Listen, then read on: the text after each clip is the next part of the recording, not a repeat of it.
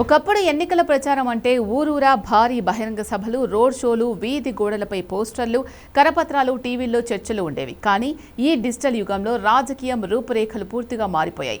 ఇప్పుడు ఓటర్లను ఆకట్టుకోవడానికి పెద్ద పెద్ద ఉపన్యాసాలు అక్కర్లేదు. 30 నుండి 60 సెకండ్ల ఇన్స్టాగ్రామ్ రీల్ లేదంటే యూట్యూబ్ షార్ట్ ఉంటే చాలు. స్మార్ట్ ఫోన్ చేతిలో ఉన్న ప్రతి ఒక్కరి స్క్రీన్ పై రోజుకు వందల సంఖ్యలో రీల్స్ ప్రత్యక్షమవుతాయి. ఈ చిన్న వీడియోలే నేడు దేశాధినేతల భవిష్యత్తును, ఎన్నికల ఫలితాలను తీవ్రంగా ప్రభావితం చేస్తున్నాయి.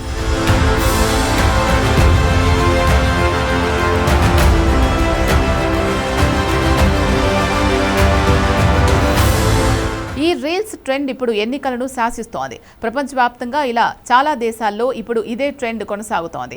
టీవీ ఛానళ్లు, న్యూస్ పేపర్ల కంటే ఇప్పుడు షార్ట్ వీడియోలకున్న శక్తి వేరు. దీనికి ప్రధాన కారణం ఇవి యువతను నేరుగా చేరుకోవడం. ఈ కాలం యువత సుదీర్ఘ రాజకీయ విశ్లేషణలు చూడడానికి ఆసక్తి చూపడం లేదు.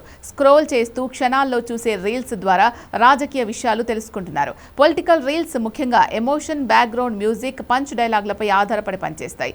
ఇవి నెటిజన్ల మైండ్లో వేగంగా నాటుకుపోతాయి. నేరుగా నేతలే మాట్లాడడం కంటే లక్షలాది మంది ఫాలోవర్లు ఉన్న సోషల్ మీడియా ఇన్ఫ్లుయెన్సర్లు, యూట్యూబర్ల ద్వారా పార్టీలు తమ సందేశాన్ని ప్రజల్లోకి తీసుకెళ్తున్నాయి. నెటిజన్ ఏ రకమైన కంటెంట్ ఎక్కువసేపు చూస్తున్నారో గ్రహించే ఆల్గారిథం అలాంటి రాజకీయ రీల్స్ నే వారి స్క్రీన్ పై మళ్లీ వచ్చేలా చేస్తుంది. 2024 భారత సార్వత్రిక ఎన్నికల్లో సోషల్ మీడియా ఒక ప్రధాన యుద్ధ రంగంగా మారింది. దేశంలో దాదాపు 1.5 కోట్ల మంది తొలిసారిగా ఓటు వేసిన యువ ఓటర్లు ఉండడంతో అన్ని ప్రధాన రాజకీయ పార్టీలు డిజిటల్ వార్ రూమ్స్ ఏర్పాటు చేశాయి. అధికార బీజేపీ, ప్రతిపక్ష కాంగ్రెస్ మరియు ఇతర ప్రాంతీయ పార్టీలు తమ మేనిఫెస్టోలను, ప్రత్యర్థులపై విమర్శలను చిన్న రీల్స్ రూపంలో మార్చి వైరల్ చేశాయి. ప్రధానమంత్రి నరేంద్ర మోదీ టాప్ డిజిటల్ క్రియేటర్లను కలవడం, మరోవైపు రాహుల్ గాంధీ, ఇతర నేతలు, యూట్యూబర్లు మరియు పాడ్కాస్టర్లతో ఇంటర్వ్యూలు నిర్వహించారు. ఈ వీడియోల క్లిప్పులు రీల్స్ గా మారి కోట్లాది వ్యూస్ సాధించాయి. మన దేశంలోనే కాదు, ప్రపంచవ్యాప్తంగా రాజకీయాల్లో ఈ రీల్స్ ఇప్పుడు బలమైన ఆయుధంగా మారాయి. రీల్స్, షార్ట్ వీడియోలు ఒక నాయకుడి ఇమేజ్ను ఎలా తిరగరాయగలవో చెప్పడానికి ఇండోనేషియా ఎన్నికలే అతిపెద్ద ఉదాహరణ. గతంలో కఠినమైన మిలిటరీ జనరల్గా వివాదాస్పదమైన చరిత్ర కలిగిన ప్రబోవో సుబియాంటో అనే నాయకుడు టిక్టాక్ రీల్స్ ద్వారా తన ఇమేజ్ను పూర్తిగా మార్చుకున్నారు. ఆయన సరదాగా డాన్స్ చేసిన వీడియోలు, ఏఐ యానిమేషన్ క్యారెక్టర్లు, డాన్స్ ఛాలెంజ్లు టిక్టాక్లో విపరీతంగా వైరల్ అయ్యాయి. దాంతో యువత ఆయనను ఒక క్యూట్ ముద్దుల తాతలా భావించింది. ఫలితంగా యువ ఓటర్ల మద్దతుతో ఆయన ఘన విజయం సాధించారు. అమెరికా రాజకీయాల్లోనూ షార్ట్ వీడియోల జోరు నడుస్తోంది.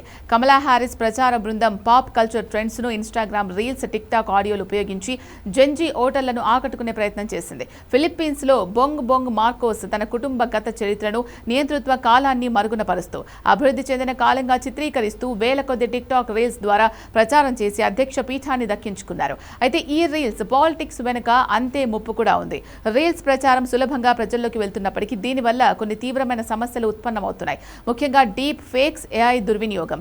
ఏఐ సాయంతో నేతలు మాట్లాడని మాటలను మాట్లాడినట్టుగా, చెయ్యని పనులను చేసినట్లుగా నకిలీ వీడియోలు సృష్టించి రీల్స్ రూపంలో వైరల్ చేస్తున్నారు. అంతేకాకుండా 30 సెకండ్ల వీడియోలో దేశ సమస్యలు, పాలసీలు, ఆర్థిక వ్యవస్థ గురించిన చర్చ సరిగా జరగదు. కేవలం ఉద్వేగాలు, ఆరోపణలు, హడావుడి మాత్రమే ప్రధానమవుతున్నాయి. సత్య సందర్భాలను సరిచూసుకోకుండా అబద్ధపు సమాచారాన్ని ఆకర్షణీయమైన రీల్స్ గా మలచడం వల్ల ప్రజలు తప్పుడు అభిప్రాయాలకు గురవుతున్నారు. ఇవి మినహా రాబోయే రోజుల్లో రాజకీయ విజయాలు శాసించడంలో ఇన్స్టాగ్రామ్ రీల్స్, షార్ట్స్ మరింత కీలకం కానున్నాయి. రాజకీయ పార్టీలకు ఇదొక శక్తివంతమైన ఆయుధంగా మారింది.